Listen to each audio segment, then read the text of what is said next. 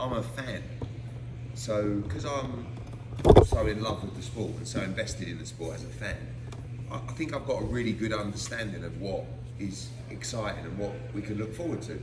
And this is a fight I look forward to because for Richie, he's actually had a phenomenal run with us. When I was actually thinking about it today, like when he left Mayweather Promotions, it was a young, undefeated kid that was nowhere near a world title, had no profile really, and then we went out, we boxed him on the undercard here, then he headlined in Orlando against Cepeda, then he headlined against Lemos in Las Vegas, then he headlined in Puerto Rico against Paro to win the world title.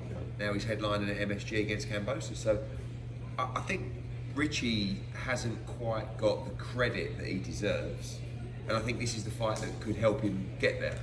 For Kambosos, who I've grown to really like as well, because he's a tenacious little fucker. Like he's really like, and that's what, you know, this whole thing at the moment about, and I like it from Turkey as well, you know, like the Tom and Jerry stuff and stuff like that. You know what you're going to get with Kambosos? He's desperate to win, desperate, and he's got money, so he's not here for the payday.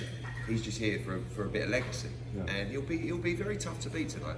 Richie's the better fighter skill-wise, but it'll be interesting to see how he deals with the occasion as well. And in terms of what's next for the women, Poyjo's aligned with the PBC, Save McGarry, Antoine Russell. Nobody really knows what's happening with Teofimo Lopez. Those are the three other title holders in the division. Where do you see the winner of this fight going in terms of their position? I mean, Kambosos, when I signed him, has already kind of said, when I beat Hitchins, I want to run it back with Teo, which obviously they've got history, you know. For Richie, I think Richie against Teofimo Lopez is a great fight. Two kids out of Brooklyn, you know, it's a good fight. See if he moves to 47. I don't really understand the desire for Teo to move to 47. I don't think he needs to physically. Like when he hydrated and they weighed in for the last show, he was like 145 pounds. So I'm not so sure, but also, you know, there's good opportunities now for people to work together because we've got an open path with PBC, we're talking to them, we work with Golden Boy a lot now, so Puello against Matias, the winner's got to fight Dalton Smith, which is our guy. Russell, you know, could be a fight there. And we'll see what happens with the likes of, you know, Keyshawn moving up, those kind of guys. Thank you. Speaking of the Keyshawn, could there be a possibility of Keyshawn versus Richardson Hitchins? Yeah, I mean, look, who knows what's happening with Keyshawn? I mean, something's not right about him, you know, and he's got to deal with that. And I don't know him well enough to know what's going on, but something's going on. And I think he's got to come back. He'll be up at 140 now. I guess he'll use the opportunity with the WBO to put himself in what might be a mandatory position, you know, which is potentially for Teofimo. And if Teofimo moves up, he could be fighting for the vacant title. So yeah, I think Keyshawn is obviously going to be around at 140. The other day, Eddie, we had talked about Boots, and you know, you confirmed that more than likely he's going to 154. That made its way around social media, and then like his path forward became like the conversation online a little bit. You know, Virgil seems to be out, but you spoke about that being a potential fight. What do you think is the most realistic option if it's not Virgil? Could it be Tejas? He's got the interim 154 title. You know, could it be maybe a different guy? You know, Murdzaliev is out there. He's a, you know. I think like there's no final decision from Boots yet, and he'll make that decision and he'll announce in due course. But you know, one of the reasons that we didn't jump at the Teo fight is because of the weight and because it's a real possibility that he's going to move to 54. So they asked us if we'd fight Virgil Ortiz on August 16th. We said yes. And then they said Virgil wasn't available in August. He's not going to fight till later in the year. So we now say we'll probably fight in August, September, and then we're up for Virgil Ortiz as well. November, December, whatever. For us, I think it would be good to have that kind of interim fight. I like the Bohachik fight, you know, Mendoza, Thurman, like whoever. I spoke to Louis de Cubas from PBC and said, let me know who you've got at 154. I don't think people are going to be jumping out to fight him, if I'm honest. But, you know, there's a decent payday there and a big fight. Looking at 175, Eddie, we've got obviously Better Be Bivol. Right under that, we've got a crop of title contenders, especially out of England. The one that I'm going to ask you about is obviously Callum Smith, rumored to be taking on David Benavidez. What's the status of that fight and what's going on with Callum Smith right So now? we've had an offer from PBC for Callum Smith to fight Benavidez. We're negotiating with them at the moment. It's a great fight, and we all know that Benavidez is a great fighter. You know, it's not an easy fight at all. Callum was the Ring Magazine world champion at 168 pounds. He'd love another shot at the title. There's no easy championship at 175. You know, you've either got Bivol or Benavidez. So there is a very good chance that Callum will take that fight against Benavidez, and we'll be making our decision over the next 1 or 2 weeks. So that would be an offer for a fight here in the United States for Callum. Yeah. Eddie, you know, and Tank, he's got his hands full. He's got a rematch coming up with Lamont Roach soon, and no guarantee that that fight goes his way. But, you know, beyond that, you've got two fighters, one who's been calling him out for a long time in Shakur, and now Richardson Hitchins, you know, in the mix, and it seems like they've been going back and forth. Is that a fight? I mean, obviously, I know you'd love to get Tank in with either of those guys, but you think there's any more potential with Richardson Hitchins than there was with Shakur? I don't know. I mean, I don't know what Heyman's going to want to do with Tank. Like, he's got the fight with Roach coming up. Is that dates up? August 16th. as well, yeah. So, you know, that's a tough fight. But then after that, who is there for him to fight? You know, I think this is the same with Shakur. You know, when Shakur beats Zepeda, you know, he could attempt to unify. Obviously, you've got Abdullah Mason, Sam Noakes. You've got Andy Cruz, he's going to fight. Touch wood, he wins tonight. He's going to fight Murataya for the IBF world title. So there's those unification fights for Shakur, but you know, the fight really is Shakur v Tank, but it's just a case of whether Tank and their team would want to accept that.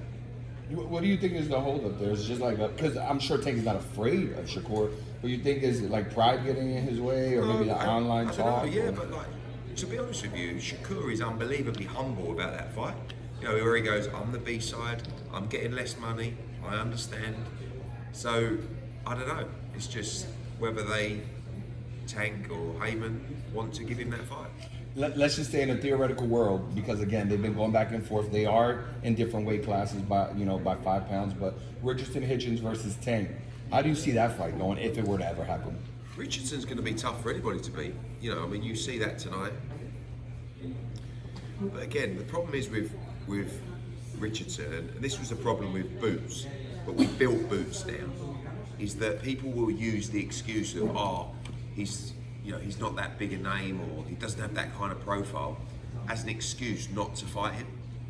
So we built Boots, he started selling out arenas, now you get great money to fight him.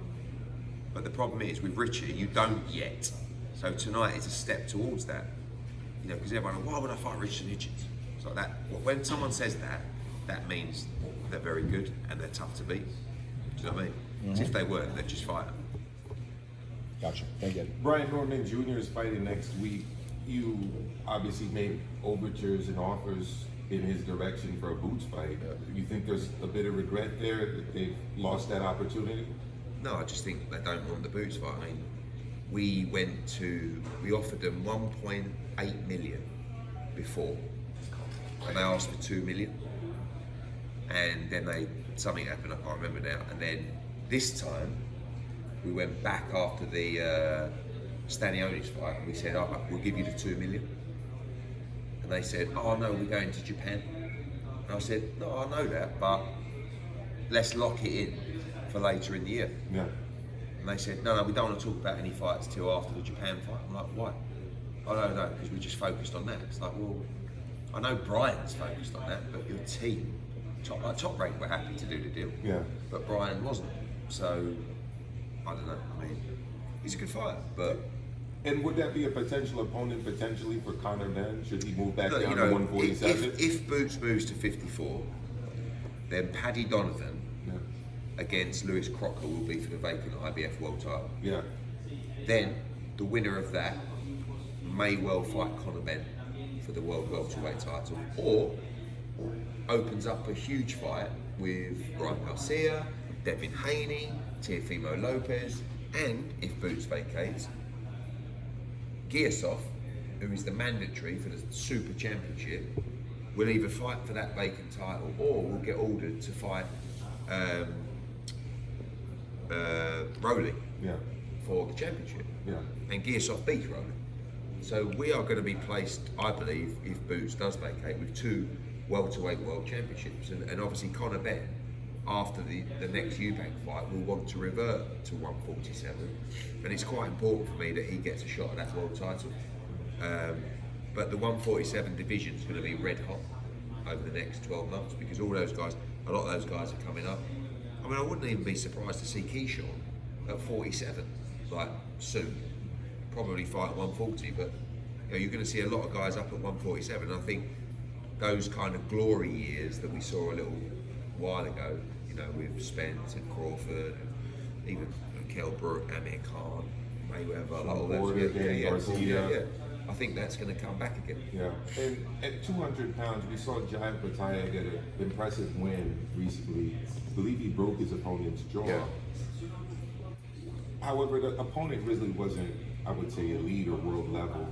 Talk about the challenges of getting that kind of elite or world level opponent for Jai Bhatia. We haven't really seen him in there with one since the Bradis fight, which seems like it was a long time ago. It's more over that part of the world. Yeah. So, like, to make the financials work in Australia, it's very difficult when Jai has been making, obviously, Riyadh season money over there.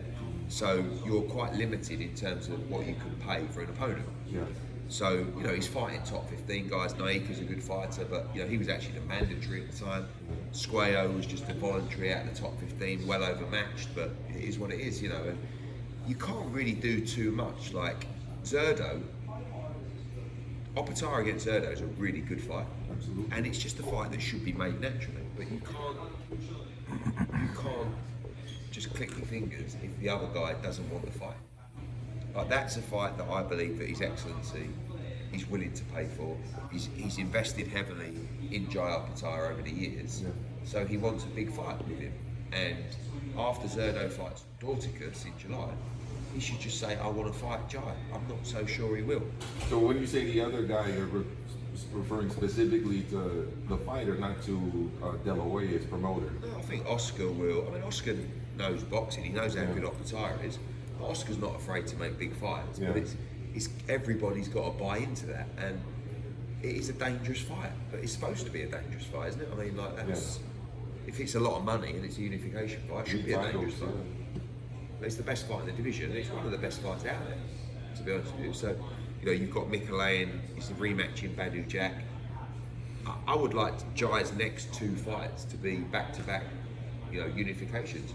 See him become undisputed at cruiserweight and then move to heavyweight. I really think he can win world championships at heavyweight as well. No stopover at Bridgerweight? Nah, doesn't exist in my book.